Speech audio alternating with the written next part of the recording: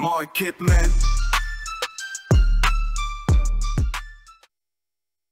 25년 4월 21일 마켓남 모닝 시작하겠습니다. 주식시장 먼저 체크해 보겠습니다. 코스피가 지난 금요일 0.53% 상승을 했고요. 코스닥은 많이 올랐네요. 코스닥은 61선을 뚫고 올라갔어요. 0.85% 올라갔습니다. 미국하고 서방권은 어제 지난 금요일에 그 성부활절 휴일로 인해서 휴장이었고요. 그래서 특별한 움직임은 없었습니다. 조금 없었고요.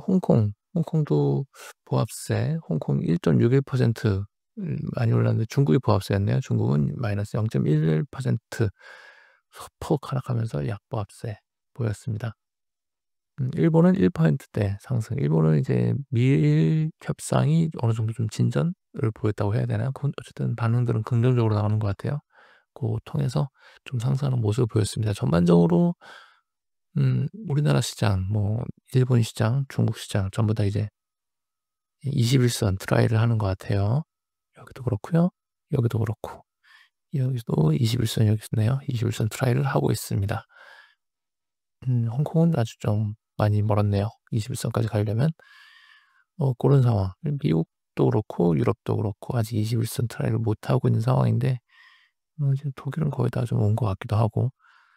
여기를 뚫고 올라가느냐 마느냐. 코스닥은 올라갔어요. 코스닥 21선 뚫고 올라갔는데 코스닥이 좀 작은 시장이라 좀 그런 것 같기도 하고 다른 시장들 요거를 과연 뚫고 올라가는지 기술적으로는 요게 단기적으로는 좀 관건이 될 것 같습니다. 네, 원자재 시장 체크해 보겠습니다. 원유 시장하고 헬리um 천연가스 시장은 성부활절 휴일로 열지 않았습니다. TTF 천연가스 큰 폭의 움직임 없었고요.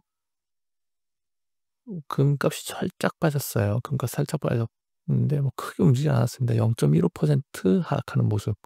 그래도 3,300불이에요.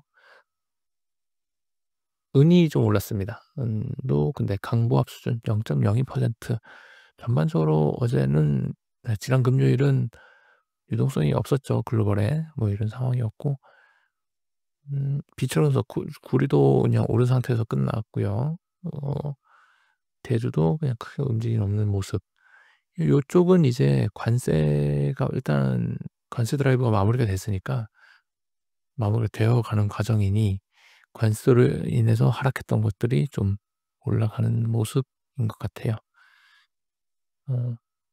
이쪽도 이제 요 수준에서 안정화되지 않을까라는 생각을 합니다. 발트 BDI가 조금씩 내려오고 있어요. 조금씩 내려오고 있는데 교역량이 확실히 이제 좀 줄어들 가능성이 크죠. 그런 것들을 반영하는 것 같습니다. 네, 외환시장 보겠습니다. 원달러 환율 1,423원. 6원 정도 올랐네요. 이 정도면 그래도 안정적이죠. 요 수준이면 그래도 양호합니다. 그런 상황이고 달러 인덱스 99포인트 초반대 있고요. 이쪽도 휴일이어가지고 크게 움직임은 없는 상황들이 이어지고 있습니다. 엔화는 좀 그날 금요일 날 좀 약세를 조금 보였어요.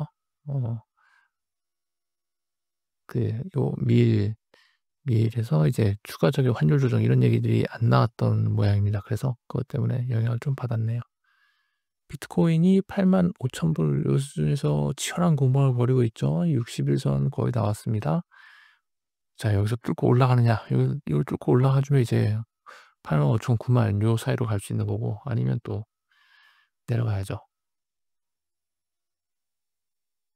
네, 채권시장입니다. 국고 3년 3bp 3.4bp 하락하고 국고 10년이 3.2bp 지난 금요일 날 하락을 했습니다.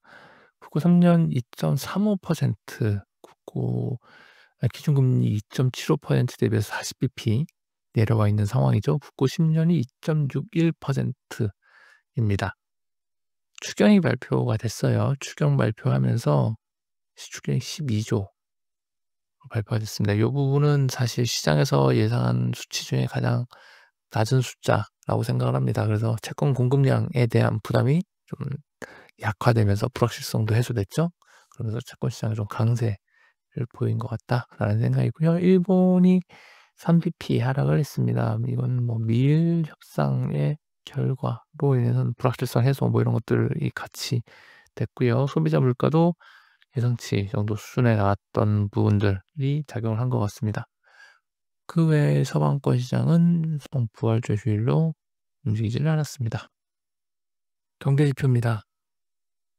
일단 부활절 휴일이었었고요. 특별한 발표는 많지 않았습니다. 일본 소비자 물가 아까 말씀드렸는데 부합한 수준 YoY 기준 음 고 정도 수준으로 보시면 될 것 같아요. 음 이번 월요일에는 큰 건 없어요. 큰 발표는 없고요. 이제 이번 주에 뭐가 있느냐면은 이제 연준 위원들, 지역 연준 총재들의 발언들이 많이 이어지고 있는데 지금 최근에 나타난 이슈죠.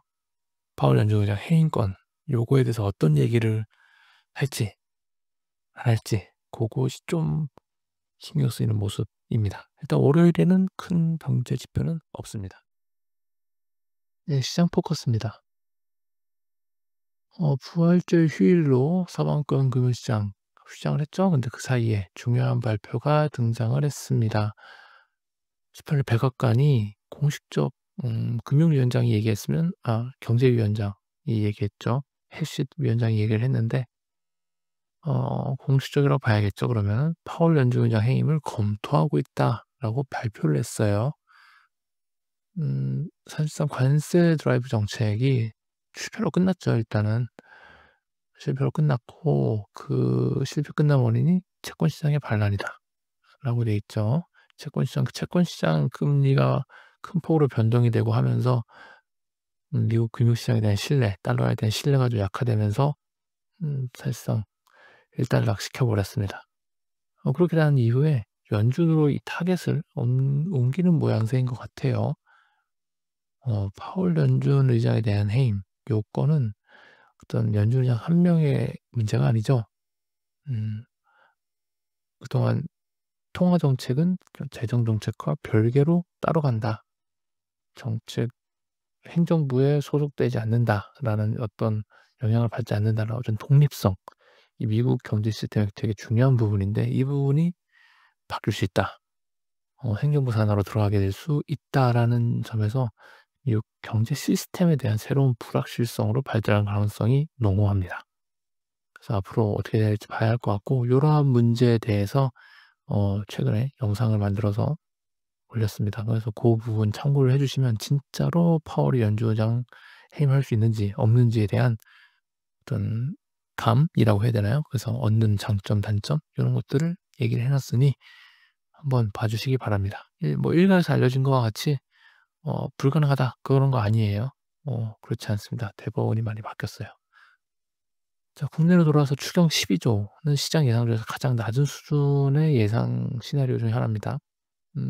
그다음에 1분기 끝났죠. 1분기 끝났는데 1분기는 발표 나와 봐야 알겠지만 역성장일 가능성이 매우 높아 보입니다. 높아 보이고 자 12조면은 어느 정도 경제에 도움이 되느냐 0.1% 포인트라고 어 이창용 총재가 이미 말씀을 하셨어요, 지난 금통위 때. 그러면 자 2분기가 이제 시작이 됐는데 현재 주어진 상황들 소비가 좀 둔화되고 이 재정이 승인 나고 편성하고 발표하고 집행되는 그 순간까지 이 속도 그리고 대외의 불확실성들 이런 것들을 다 고려를 했을 때 과연 2분기가 0.1% 포인트의 업을 통해서 2분기 역성장은 피할 수 있느냐에 대해서 고민을 해야 될 상황이지 않을까라고 생각합니다. 이렇게 되면 우리나라도 기준금리 인하를 좀 확실히 갈 수 있을 것 같아요. 인하가 필요한 상황으로 갈 수 있을 것 같고요. 2분기 연속 성장이 마이너스면은 공식적으로 침체입니다. 침체. 네. 침체에 들어가게 될 수 있다. 네, 라는 겁니다. 그래서 요런 부분들 좀 다시 또 큰 그림이 움직이기 시작하네요. 요런 부분들에 대해서 계속 모니터링 해야 될 것 같습니다. 자, 이번 주도 화이팅 하시기 바랍니다. 감사합니다.